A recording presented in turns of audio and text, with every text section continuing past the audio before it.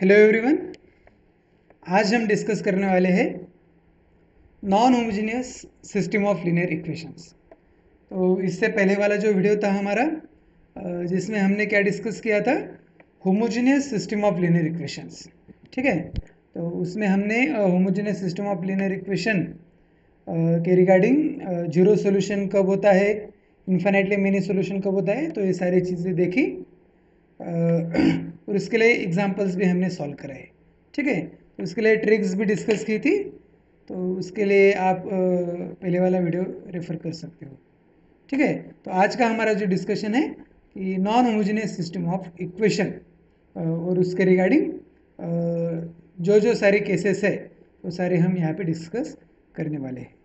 ठीक है, so let's start the session. तो देखिए, non homogeneous system of equation क्या होता है। जो हमारा सिस्टम है A X is equal to B. ठीक है, तो A X is equal to B, this is your system of linear equation. तो इसमें ये जो बी है, this is the matrix of constants. तो ये जो बी है it should be non zero. ठीक है, तो ये जो बी मैट्रिक्स है या फिर हम इसे वेक्टर भी कहते हैं, तो इसके सारे एलिमेंट जो है वो जीरो नहीं होने चाहिए। ठीक है, at least one of the element it should be non zero. ठीक है, तो ऐसे सिस्टम को हम कहते हैं non homogeneous system of equation. तो इस वीडियो में देखो हम क्या डिस्कस करेंगे, इसके अलग अलग जो केसेस है कि सिस्टम कंसिस्टेंट कब होती है और इनकंसिस्टेंट कब होती है। ठीक है, तो यहाँ पे देखिए कंसिस्टेंट का मतलब क्या है। सिस्टम कंसिस्टेंट है इसका मतलब क्या कि उस सिस्टम को सोल्यूशन है। ठीक है, कंसिस्टेंट मतलब system is consistent, it means system has solution. Okay, तो homogeneous system of linear equation में देखो हमने क्या देखा था। हमने सिर्फ यही एक केस देखा था, क्योंकि होमोजेनियस सिस्टम जो होता है वो ऑलवेज कंसिस्टेंट होता है। ठीक है, तो उसके रिगार्डिंग ए वाला केस नहीं था। ठीक है, तो हमारा non homogeneous system of equation जो है, कुछ केसेस में ये कंसिस्टेंट भी आ सकता है और कुछ केसेस में इनकंसिस्टेंट भी आ सकता है। ठीक है, इनकंसिस्टेंट का मतलब क्या, नो सॉल्यूशन। तो इसके लिए कंडीशन क्या होती है, देखो वो कंडीशन यहाँ पे देखते हैं। Rank of A augmented B. ठीक है, ए ऑगमेंटेड बी क्या है ये भी हमें पता है। इसे ऑगमेंटेड मैट्रिक्स कहा जाता है। क्या कहते हैं इस ए ऑगमेंटेड बी को, क्या क्या कहते हैं, ऑगमेंटेड मैट्रिक्स। ठीक है, ये होता क्या है कि ए मैट्रिक्स लिखने के बाद हम क्या करते हैं, ये जो हमारा बी वेक्टर है, ठीक है, उसके एलिमेंट ए के आगे हम ज्वाइन करते हैं और जो हमारा मैट्रिक्स फॉर्म होता है उसे हम ऑगमेंटेड मैट्रिक्स कहते हैं। ठीक है, तो ओरिजिनल मैट्रिक्स और ऑगमेंटेड मैट्रिक्स इन दोनों का यूज़ करके हम ये सारे कंडीशन डिस्कस करेंगे। ठीक है, तो जो भी आपको सिस्टम दिया हुआ है A X is equal to B, तो उस सिस्टम के लिए ऑगमेंटेड मैट्रिक्स बना लो और ए मैट्रिक्स के लिए रैंक निकालो, ए ऑगमेंटेड बी के लिए रैंक निकालो। यदि दोनों मैट्रिक्स का रैंक आपका सेम होता है तो उस सिस्टम को हम क्या कहेंगे, कंसिस्टेंट सिस्टम। ठीक है, what is the condition, if rank of A is equals to rank of A augmented B then system is consistent. ठीक है, और यदि रैंक सेम नहीं आता है तो हम क्या कहेंगे कि सिस्टम इज इनकंसिस्टेंट। और इनकंसिस्टेंट का मीनिंग क्या है, that system has no solution. ठीक है, तो यहाँ पे देखिए सिस्टम कंसिस्टेंट है तो इसमें भी there are the two types. ठीक है, तो वो टाइप्स कैसे डिस्कस होते हैं, देखो जो हमने यहाँ पे रैंक निकाली है, रैंक ऑफ ए और rank of A augmented B. समझो ए रैंक आर है। ठीक है, इस रैंक को मैं आर कहता हूँ और यदि A rank R number of unknowns के बराबर आती है। ओके, मैं फिर से आपको बताता हूँ, ये जो रैंक है, rank of A is equal to rank of A augmented B. समझो ए आर है और यदि A R number of unknowns के बराबर आता है तो हम कहेंगे कि सिस्टम को क्या है, यूनिक सॉल्यूशन है। और दूसरा केस क्या है, देखो यदि आपकी ये जो रैंक है आर, यदि ये नंबर ऑफ अननोन से लेस आती है तो हम क्या कहेंगे कि system has infinitely many solution. तो यहाँ पे देखो दो ही केस है, यदि आपका आर एन के बराबर आ सकता है या फिर आर लेस देन एन आ सकता है। ऐसा कभी भी नहीं होगा कि रैंक जो है एन से ज़्यादा होगी, ठीक है। तो एक केस कभी भी पॉसिबल नहीं होगी। तो दो ही केस है आपकी जो रैंक है। सबसे पहले तो हमें ये चेक करना है कि रैंक ऑफ ए और रैंक ऑफ ए ऑगमेंटेड भी सेम है कि नहीं, और यदि वो सेम है और वो नंबर ऑफ अननोन्स के बराबर आते हैं तो हम कहेंगे सिस्टम हैज़ यूनिक सोल्यूशन। और यदि ये आर लेस देन एन आ रहा है तो हम कहेंगे system has infinitely many solution. ठीक है। तो ये जो हमारा ट्री डायग्राम है देखो यहाँ पे, दिस इज़ वेरी इंपॉर्टेंट। इसी के रिगार्डिंग इसी का यूज़ करके हमारे सारे सम्स, सारे एग्जाम्पल्स सॉल्व होते हैं।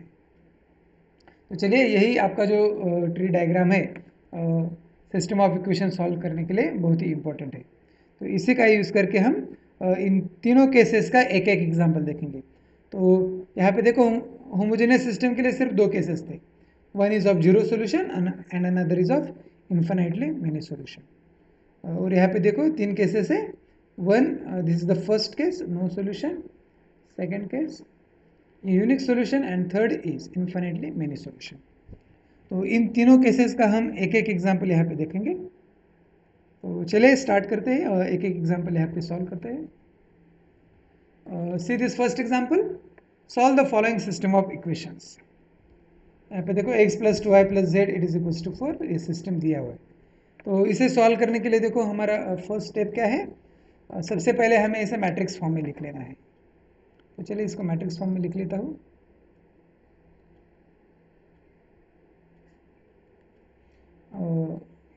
मैट्रिक्स फॉर्म में कैसे लिखना है देखो, ए ऑगमेंटेड बी के फॉर्म में हमें लिखना है। Solution, right the system, right the system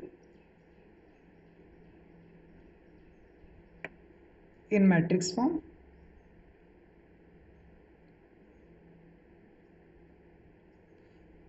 ठीक है। तो मैट्रिक्स फॉर्म में कैसे लिखेंगे देखो,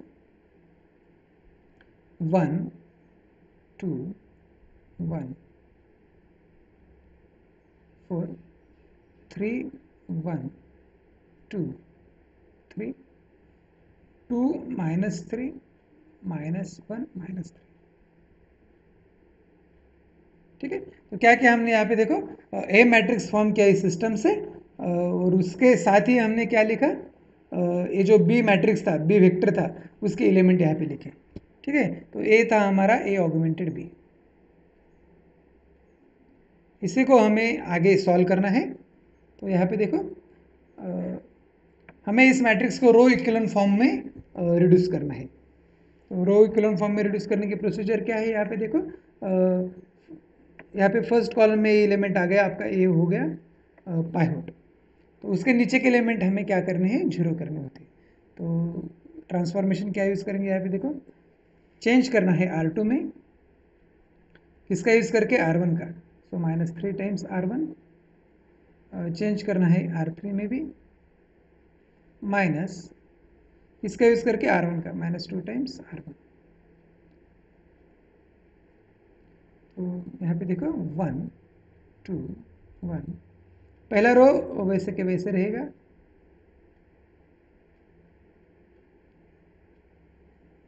ठीक है। इसमें कैसे चेंज होगा देखो, R1 को -3 से मल्टीप्लाई करना है और R2 में ऐड करना है। तो -3 + 3 0, -3 × 2 -6 + 1 -5, -3 × 1 -3 + 2 -1, -3 × 4 -12 + 3 -9। ठीक है। उसके बाद देखो अभी R1 को -2 से मल्टीप्लाई करना है और R3 में ऐड करना है। सो -2 + 2 0, -2 × 2 -4 -3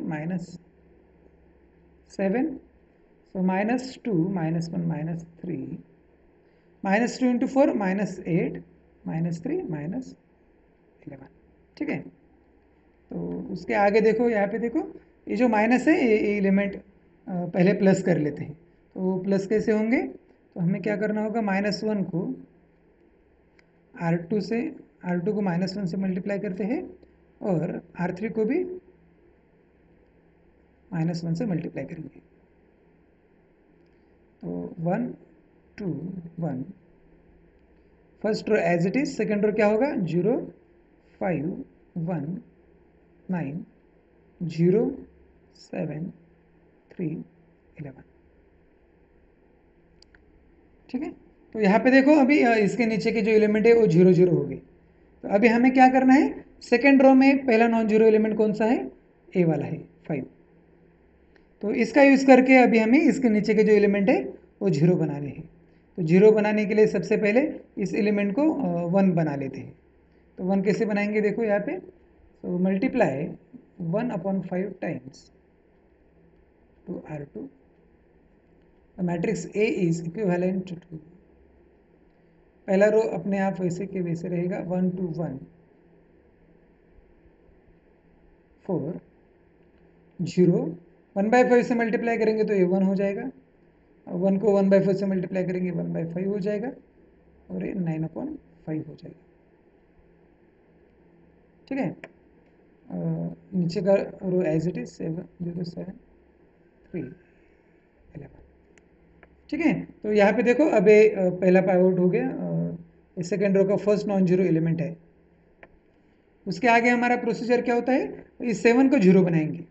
0 कैसे बनाएंगे, बाय चेंज करना है मुझे थर्ड रो में, इसका यूज़ करके सेकेंड रो का, so -7 times R2 1 2 1 4 0, second row as it is रहेगा 1/5 9/5। ठीक है, 0 -7 + 7 0, -7/5, यहाँ पे देखो -7/5 +3, तो क्या आ जाएगा देखो, -7 + 5 × 3 15, -7 + 15 upon 5, so 15 - 7 दिस इज 8/5। तो ये हो गया आपका 8/5। उसके बाद 9 × 7 -63/5। ठीक है, प्लस दिस 11, तो ये आपका क्या हो जाएगा, -63 + 55, सो इट इज -8/5। ठीक है, तो यहाँ पे देखो this is the pivot, this is pivot, और ये भी आपका पाइवट हो गया। इसे 8/5 रहने दिया तो भी चलेगा, नहीं तो आप इसे 8/5 से मल्टीप्लाई कर सकते हो 5/8 से।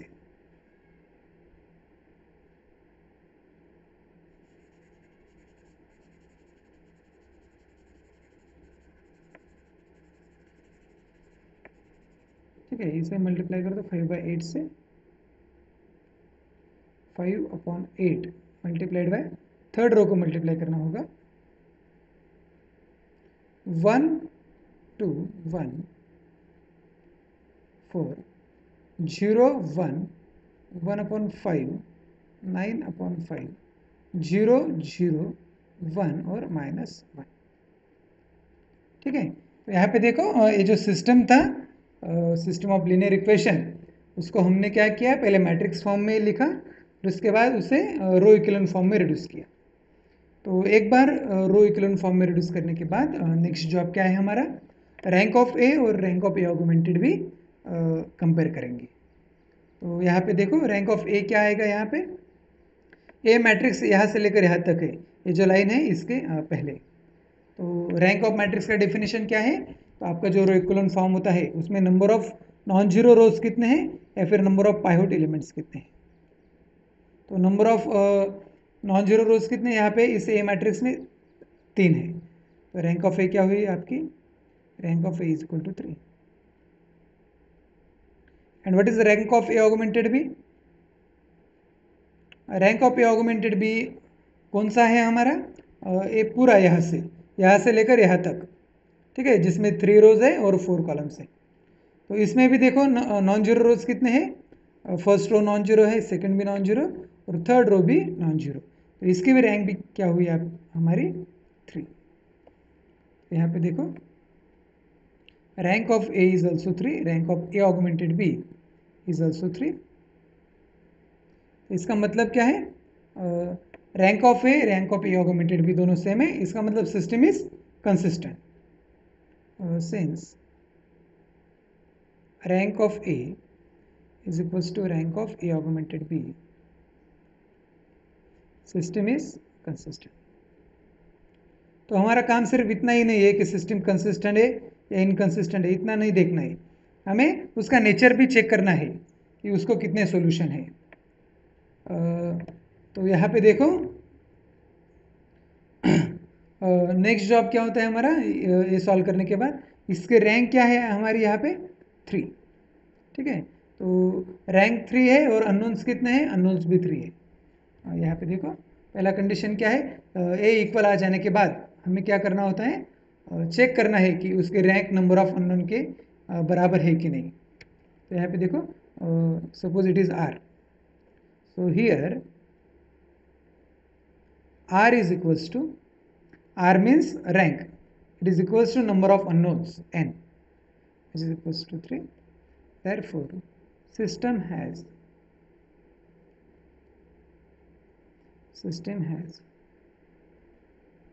unique solution।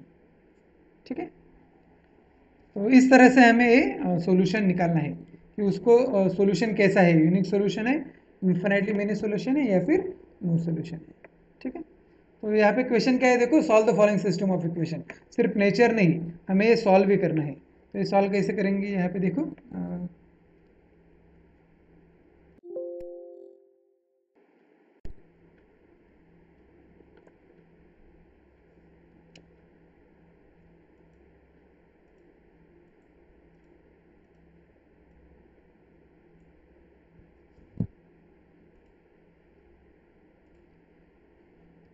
ठीक है, यहाँ पे देखो सॉल्व कैसे करेंगे, यहाँ तक तो हमारा क्या हुआ कि सिस्टम को कौन सा सॉल्यूशन है वो हमने देखा। सिस्टम को यूनिक सॉल्यूशन है, तो यदि हमें सॉल्यूशन निकालना है कि x की वैल्यू क्या आएगी, y की क्या आएगी और z की क्या रहेगी, तो ये कैसे करेंगे। तो ये जो हमारा लास्ट मैट्रिक्स है रोकेलन फॉर्म का, इस मैट्रिक्स का यूज़ करके इसे हम फिर से सिस्टम के फॉर्म में लिखेंगे। ठीक है, so use this last row echelon form to write this matrix form into the system form, system of equation form। तो कैसे लिखेंगे देखो, using star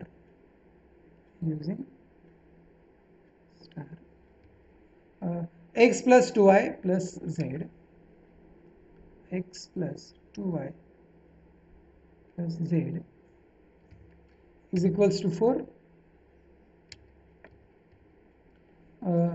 y plus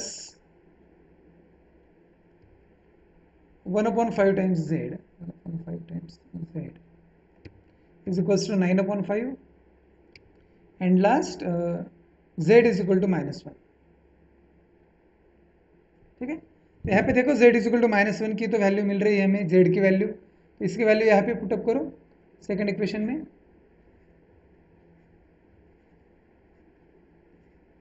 so equation 2 implies y, z की वैल्यू क्या है -1, so it is y -1/5 which is equals to 9/5। so this implies y is equals to 9/5 plus 1/5, so it is 10/5, 10/5 is 2, so the value of y is 2। so now put the value of z and y in equation 1, so equation 1 here, this implies x plus the value of y is 2, so 2 into 2 is 4, so x plus 4, z is -1 is equals to 4, this implies x is equals to 4 minus 1 is 3, so 4 minus 3, x is 1। so what is the solution here, x is equal to 1, y is equals to 2 and z is equals to -1। so this is the solution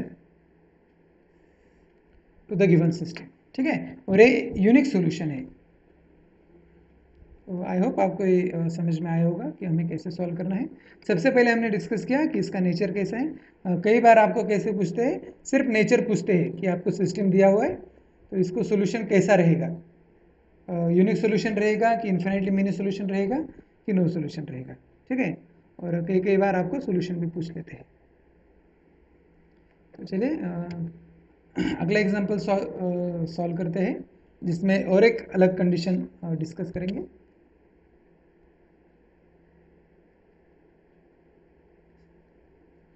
इसको पहले matrix form में लिख लेते हैं। 2 4 7 7 -3 -1 2 2 1 1 1 -3। ठीक है, तो यहाँ पे देखिए जिस रो में हमारा 1 आ रहा है, ये जो फर्स्ट कॉलम होता है, इस कॉलम में जहाँ भी आपका 1 है, उस रो को हम फर्स्ट रो में शिफ्ट करते हैं। ठीक है, मतलब क्या है, ये जो 1 होता है ये यहाँ पे होना चाहिए। तो ट्रांसफॉर्मेशन यूज़ करके देखो,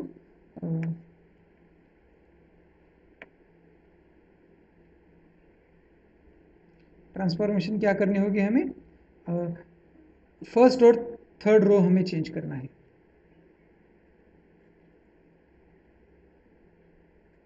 So it is 1 1 1 1 1 1, उसके बाद ये -3 2 4 7 7, सेकेंड रो वैसे का वैसे रहेगा 1। ठीक है, उसके बाद क्या करना है, इसको जीरो बनानी है दोनों एलिमेंट को। तो जीरो कैसे बनाएंगे देखो, चेंज करना है R2 में, R2 प्लस 3 टाइम्स R1 और R3 माइनस 2 टाइम्स R1।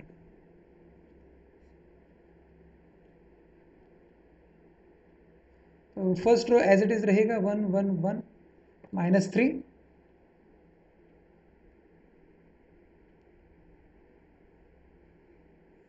1 1 1 -3। ठीक है, उसके बाद इसे 3 से मल्टीप्लाई करना है और R2 में ऐड करना है। R1 को 3 से मल्टीप्लाई करेंगे, 3 - 3 इज 0, 3 -1 2, 3 × 1 3, 3 + 2 5, उसके बाद 3 × -3 -9 + 2 -7। ठीक है, उसके बाद R1 को -2 से मल्टीप्लाई करेंगे और R3 में ऐड करेंगे। सो -2 + 2 0, 2 -2 × 1 -2 + 4 + 2, -2 + 7 + 5 और -3 × -2 +6। ठीक है, बराबर है ना, दिस इज -2 × -3 +6 +7 30। ठीक है, तो यहाँ पे देखो 0 2 5 हो गया। अब हमें क्या करना है, इसको 0 बनाना है। ठीक है, इसको 0 बनाने के लिए इससे पहले 1 बनाने की कोई ज़रूरत नहीं, क्योंकि हम आसानी से देख पा रहे हैं कि इसको हम कैंसिल कर सकते हैं। ठीक है, कैसे, by simply R3 minus R2। यहाँ पे देखो 1 1 1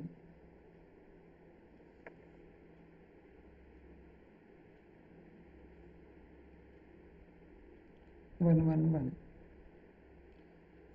-3 0 2 5 -7, चेंज करना है R3 में।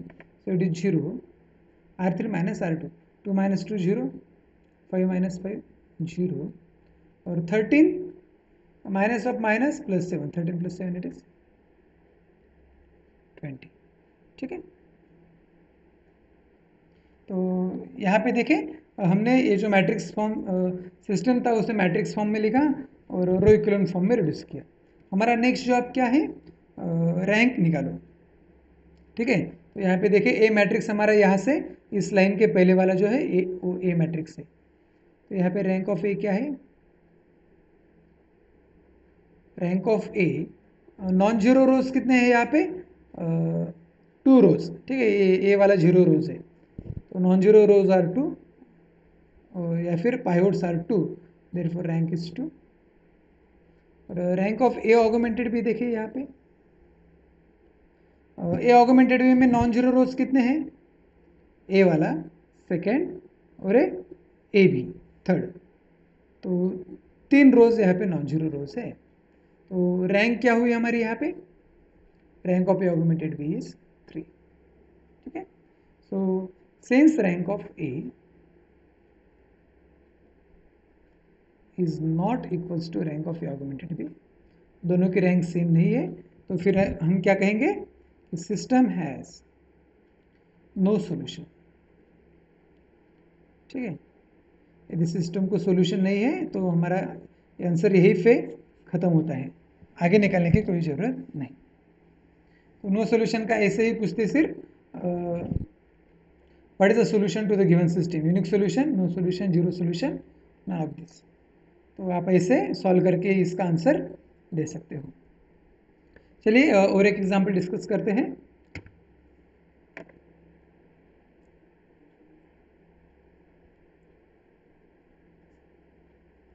ठीक है, तो यहाँ पे देखो यदि ये वैल्यू 0 0 रहती तो हम सीधा सीधा कह सकते थे कि इस सिस्टम को इन्फाइनेटली मीनी सोल्यूशन है, मतलब ये होमोजेनियस सिस्टम होता। तो कैसे, क्योंकि हमारे यहाँ पे इक्वेशंस 3 है और वेरिएबल 3 से ज़्यादा थी। ठीक है, इसके अकॉर्डिंग तो ये नॉन होमोजेनियस सिस्टम है, यहाँ पे ऐसा रीज़न नहीं दे सकते, यहाँ पे हमें सॉल्व करना होगा। तो चलिए सॉल्व करते हैं। सबसे पहले इसे मैट्रिक्स फॉर्म में लिख लेते हैं।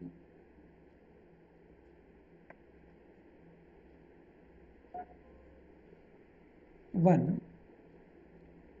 2 -3 2 2 2 5 -8 6 5 3 4 -5 2 4। ठीक है, यहाँ पे देखो ट्रांसफॉर्मेशन क्या करनी होगी, चेंज करना है R2 में -2 टाइम्स R1, चेंज करना है R3 में R3 -3 times R1। First row हमारी एज इट इज 1 2 -3 2 2। ठीक है, -2 से मल्टीप्लाई करो अभी फर्स्ट रो को और सेकंड रो में ऐड कर दो, सो -2 + 2 0 और -2 × 2 -4 + 5 -4 + 5 + 1 -2 × -3 + 6 -8 -2, so -2 × 2 -4 + 6 + 2 -2 × 2 -4 + 5 + 1। ठीक है, उसके बाद -3 + 3 0 -6 + 4 -2 9 -5 4 -6 + 2 -4 उसके बाद -6 + 4 -2। ठीक है, और ये हमारा हुआ पाइवट, ये हुआ पाइवट। अब क्या करते हैं, इसे 0 बनाते हैं। इसे 0 कैसे बनाएंगे, by using the transformation, change करना है R3 में। ठीक है, तो यदि इसे मैं 2 से मल्टीप्लाई करूँ और R3 में ऐड कर दूँ, तो R3 + 2 टाइम्स R2।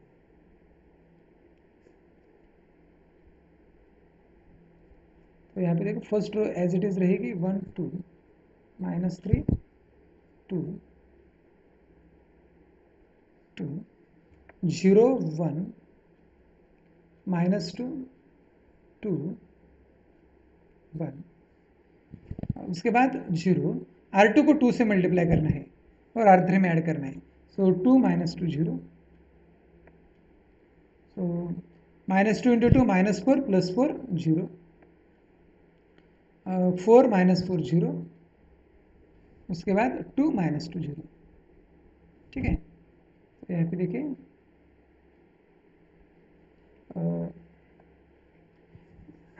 इस सिस्टम को हमने रो इक्विवेलेंट फॉर्म में रिड्यूस कर दिया। तो यहाँ पे रैंक ऑब्जर्व करो यहाँ पे, तो यहाँ पे रैंक है, देखो रैंक ऑफ ए की रैंक क्या है, नॉन जीरो रोज कितने हैं, 1 और 2, और ए ऑगमेंटेड बी के rank of A augmented B, ठीक है। ए ऑगमेंटेड बी यहाँ से लेकर पूरा मैट्रिक्स, तो उसमें भी नॉन जीरो रोज 2 ही है, ठीक है, ए नॉन जीरो रोज है और ए बी। तो यहाँ पे देखिए रैंक ऑफ ए और रैंक ऑफ ए ऑगमेंटेड दोनों सेम है, इसके लिए rank of A which is equals to rank of A augmented B, suppose it is some R which is equals to, तो ये सेम है, इसके लिए सिस्टम कंसिस्टेंट है, ठीक है। आगे क्या देखना होता है कि ये जो आर है वो नंबर ऑफ अननोन्स के बराबर है कि नहीं। यहाँ पे रैंक देखो 2 है और नंबर ऑफ अननोन्स 4 है, तो यहाँ पे देखो ये जो आर है, R here, R is not equals to n, so R is less than n. What is this n? N is number of unknowns.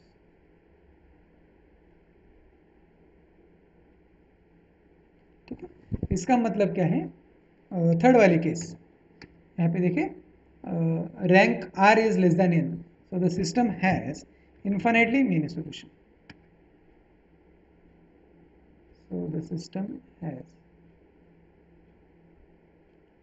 infinitely many solution, ठीक है। तो इन्फिनिटली मेनी सॉल्यूशन जब होता है उसमें हम पर्टिकुलर सॉल्यूशन निकालते हैं, ठीक है। चलिए यहाँ पे एक सॉल्यूशन निकाल लेते हैं, कैसे निकालते हैं देखो, ये जो रो इक्विवेलेंट फॉर्म है इसे हम फिर से सिस्टम के फॉर्म में लिखेंगे। तो x + 2y